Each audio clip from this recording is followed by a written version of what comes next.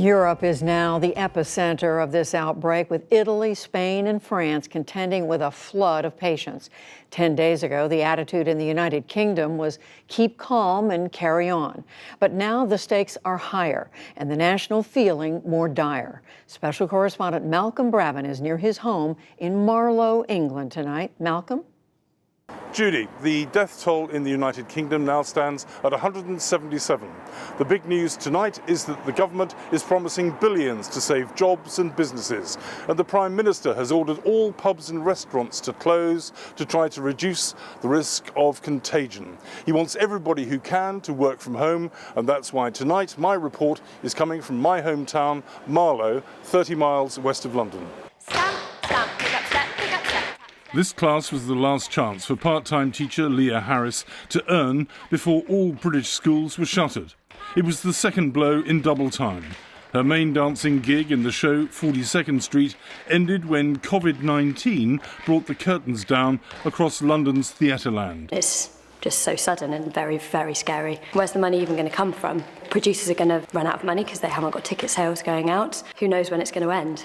Before closing the doors tonight, Jo Noel Hartley, the owner of this small theatre and drama school, issued an appeal. We need the government to pause all mortgage payments and rent payments. I think that's the most important thing. People need roofs over their heads, and I don't know how anybody is going to survive working for possibly 2 months without any income. Westminster listened.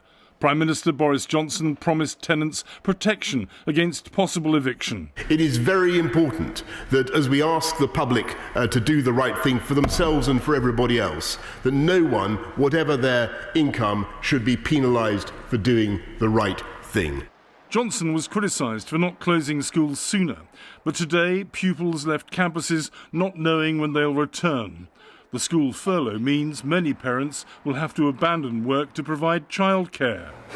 That adds to the worries of auto trader Tim Platt. I woke up in a cold sweat at about 3 o'clock this morning and then just couldn't go back to sleep. Platt's dealership has been a pillar of the local economy for a century, but COVID-19 poses an existential threat to even the most successful businesses. Platt is determined to retain his 50-strong workforce. It's about how do you get people spending money and keeping the circulation going, because if that circulation isn't there, it's got to be very disruptive. Tonight, Prime Minister Johnson and his Finance Minister Rishi Sunak issued a blank cheque to protect jobs and businesses. Government grants will cover 80% of the salary of retained workers, up to a total of £2,500 a month. That's just above the median income. After being accused of dithering, the government also tonight ordered pubs, cafes and clubs to close because so many people refused to exercise self-restraint. Some watering holes, like the Ship, voluntarily went into dry dock before the ban came into force. You may think that you're invincible, but there is no guarantee that you will get mild symptoms, and you can still be a carrier of the disease and pass it on to others. The bottling plant at the local brewery is silent. Normally, this production line generates an annual turnover of $6 million. Co-owner Mark Gloynes knows the line between profitability and catastrophe is razor thin. 80% of what we brew, we sell through the trade, and we've lost that pretty much overnight.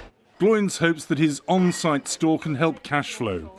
Customer Val Caldwell prefers to shop here than in a national chain. I think it could kill the local economy if we don't try and support the people that are local to us. Gloynes is committed to the livelihoods of his 60 staff. We might have to incrementally reduce people's hours down, and we might have to stop paying them proportionately, but we're hoping that by the measures we're taking, we'll actually retain all the staff, and then when hopefully things return to normal, whenever that will be, that we'll be able to just start again with the current level of staff. This is a message from the government and the NHS about how to protect yourself and others from coronavirus. At the local radio station, director Tim Ashburner fosters community spirit and keeps his finger on the public pulse. We're going to go through that period of denial, confusion, annoyance, anger, and then sooner or later, within 10 days or so, we'll get that period of acceptance. But farmer Anthony Mash is defying advice to seniors to stay home. I can't sit there, I'd go stir crazy. Mash is 79 years old. 2 years ago, his farm was incinerated.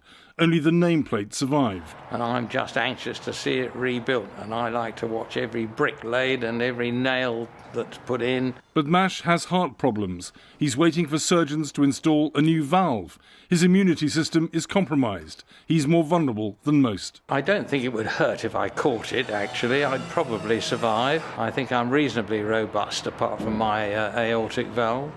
So far, the local hospital has only registered one virus-related death, but health chiefs fear emergency rooms won't be able to cope if Britain follows Italy. Despite the scepticism of some British doctors, the Prime Minister is upbeat about defeating COVID-19 within 3 months.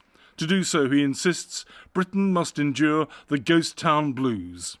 For the PBS NewsHour, I'm Malcolm Brabant in Marlow.